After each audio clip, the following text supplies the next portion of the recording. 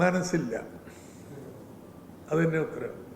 ഇവരൊക്കെ വിളിക്കുമ്പോൾ കയറാനും പോകാനും വരാനിരിക്കുക. അവിടെ ഒരു പൗരന് അവകാശമുണ്ടെന്ന് ഭരണഘടന ചില അവകാശങ്ങൾ നൽകിയിട്ടുണ്ട്. എന്നെ ഇങ്ങനെ വിളിക്കുമ്പോൾ അങ്ങോട്ട് ചെല്ലാൻ നിൽക്കുകയല്ല, എന്തിനാ വിളിക്കണമെന്ന് പറയണം. എൻ്റെ ആക്ഷേപം എന്താണെന്നറിയാം? നമ്മളെ വ്യക്തിഹത്യ ചെയ്യുക, അപമാനിക്കുക, രാഷ്ട്രീയ പ്രചാരണത്തിന് എന്നെ കരുവാക്കുക, ഇതിനു വേണ്ടിയുള്ള ഉപായമാണ് ഇഡി നടത്തിക്കൊണ്ടിരിക്കുന്നത്. തെരഞ്ഞെടുപ്പായപ്പോൾ ഇഡി അവരുടെ സ്ഥിരം കലാപരിപാടി കേട്ടിറങ്ങിയിരിക്കുക. മസാല ബോണ്ട് സംബന്ധിച്ച കേസ് വീണ്ടും കുത്തിപ്പൊക്കെ. ആദ്യം ഇത് സംബന്ധിച്ച നോട്ടീസ് വരുന്നത് 2020 തദ്ദേശ ഭരണ സ്ഥാപന തെരഞ്ഞെടുപ്പ് കാലത്താണ്. പിന്നെ നിയമസഭാ തെരഞ്ഞെടുപ്പായപ്പോൾ ഉച്ചസ്ഥായിലായി. പിന്നെ ഏതാനും മാസം നിശബ്ദതയ്ക്ക് ശേഷം കഴിഞ്ഞ ലോക്സഭാ ഇലക്ഷൻ കാലത്താണ് വീണ്ടും നോട്ടീസ് വരുന്നത്. ഇപ്പോൾ വീണ്ടും കേരളത്തിൽ തെരഞ്ഞെടുപ്പ് കാലമായി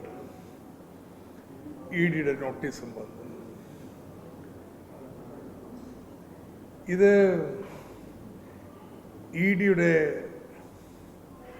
BJPക്കും UDFനും വേണ്ടിയുള്ള തെരഞ്ഞെടുപ്പ് പ്രചരണത്തിൻ്റെ ഭാഗമാണ്.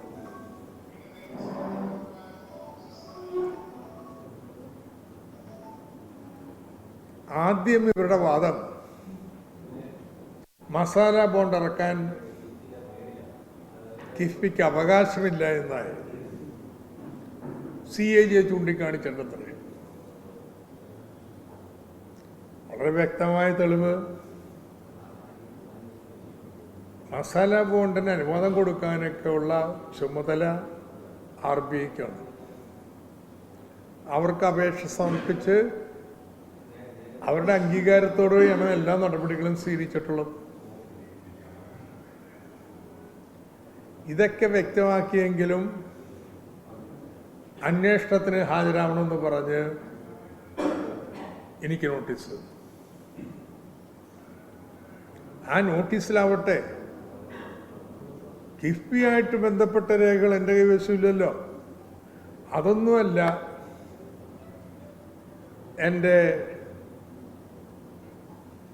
എത്രയോ കാലത്തെ ബാങ്ക് അക്കൗണ്ട്, എൻ്റെ കുടുംബാംഗങ്ങളുടെ ബാങ്ക് അക്കൗണ്ട്, ഞാൻ ഡയറക്ടറായിരുന്നിട്ടുള്ള എല്ലാ കമ്പനികളുടെയും വിശദാംശങ്ങൾ, അവരുടെ ആനുവൽ റിപ്പോർട്ടുകൾ, ഇതൊക്കെ എന്തിനാ എന്ന് ചോദിച്ച് ഹൈക്കോടതിയിൽ ഞാൻ ഹർജി കൊടുത്തു. അത് കിട്ടിയപ്പോൾ രേഖകളുടെ എണ്ണം കുറച്ചു, എന്നാലും ഹാജരായേ പറ്റൂ. അപ്പോൾ വീണ്ടും ഹൈക്കോടതിയിൽ പോയി. എന്നെ എന്തിനാ വിളിപ്പിക്കുന്നത്? എൻ്റെ കാരണം പറയണം. കോടതിയും പറഞ്ഞത് വളരെ ന്യായമാണ്. എന്ത് കാരണത്താലാണ് ഇദ്ദേഹത്തെ വിളിപ്പിക്കുന്നത്? ഇത്രയും നാളായിട്ട് ആ ഒരു ലളിതമായ ചോദ്യത്തിന് മറുപടി പറയാൻ ഇഡിക്കായിട്ടില്ല. ഇഡി കോടതി പറഞ്ഞ പോലെ റോവിംഗ് ഫിഷിംഗ് എക്സ്പെഡീഷനിലാണ് കാടും പടലും തല്ലിയുള്ളൊരു അന്വേഷണം. കാരണം കിഫ്ബി എന്ന് പറഞ്ഞാൽ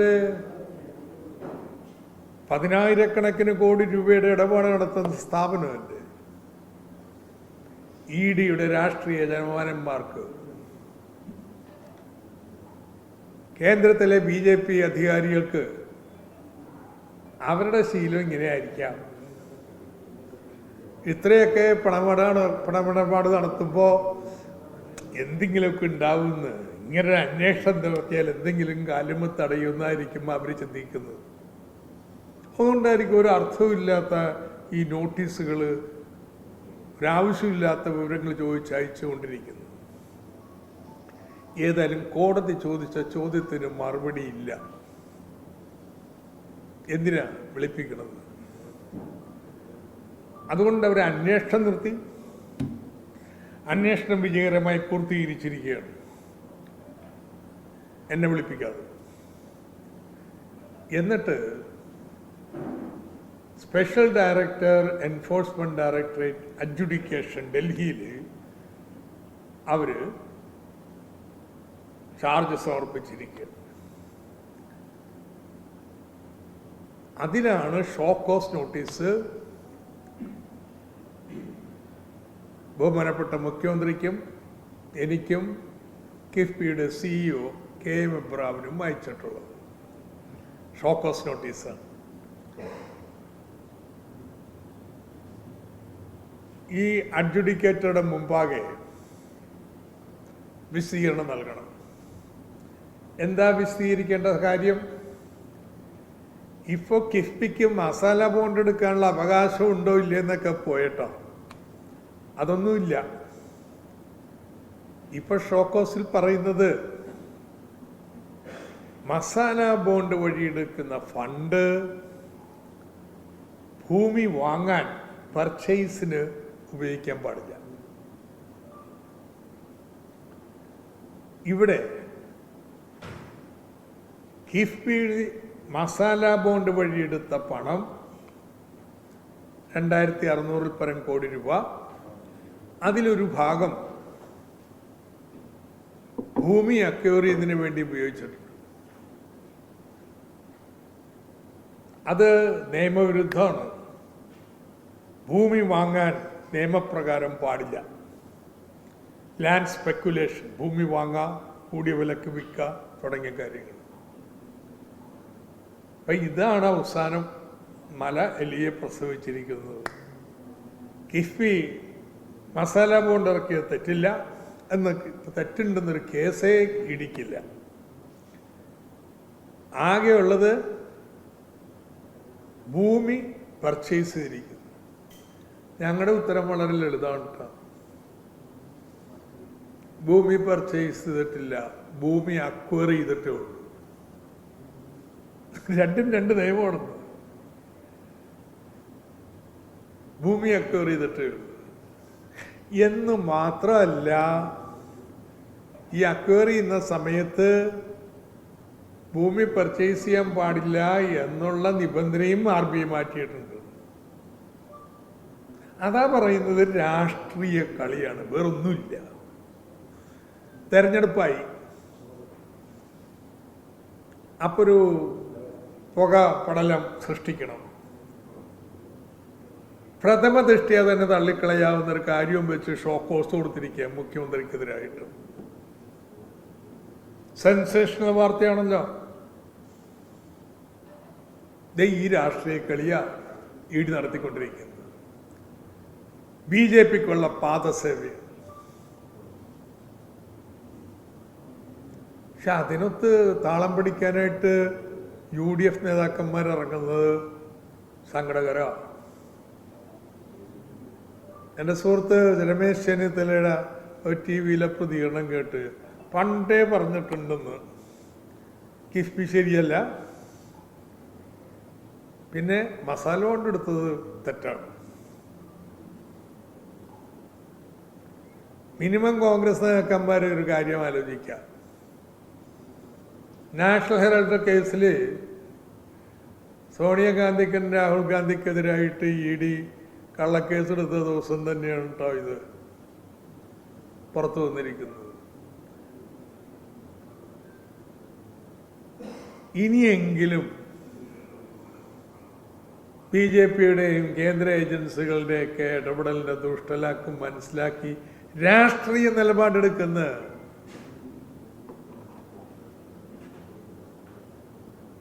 ഈ കിഫ്ബി നിയമം UDFും കൂടി ചേർന്ന് പാസ്സാക്കിയിട്ടുള്ളതല്ലേ.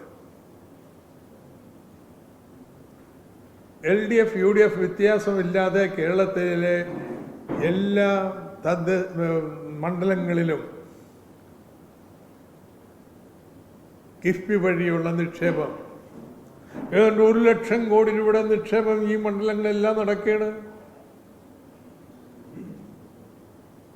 എന്നിട്ടാണ് കിഫ്ബി തെറ്റാണെന്നും പണ്ടേ മസാല ബോണ്ടിനെതിരെ ഞങ്ങൾ പറഞ്ഞിട്ടുള്ളതാണെന്നും എല്ലാം പറഞ്ഞിറങ്ങുന്നത്. അതുകൊണ്ട് പുച്ഛത്തോടുകൂടി കേരളം ഇത് തള്ളിക്കളയും. കേരളത്തിൻ്റെ വികസന തുരങ്കം വെക്കാനുള്ള BJPയുടെ നീക്കത്തിൻ്റെ എന്തോന്ന് വികസിത കേരളന്മാരുണ്ടാക്കാൻ പോണേ?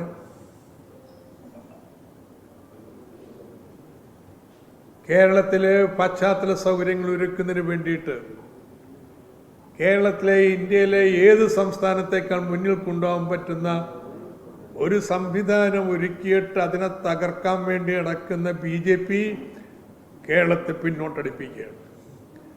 ഇതിനെതിരായിട്ടുള്ള വിധിയെഴുത്തായിരിക്കണം തദ്ദേശ ഭരണ സ്ഥാപനത്തിനെടുപ്പ്. കേരളത്തെ തകർക്കാനുള്ള BJPയുടെ കുൽസിത നീക്കത്തിനെതിരായിട്ടുള്ള വിധിയെഴുത്ത് കൂടിയാവണം ഈ തെരഞ്ഞെടുപ്പ്.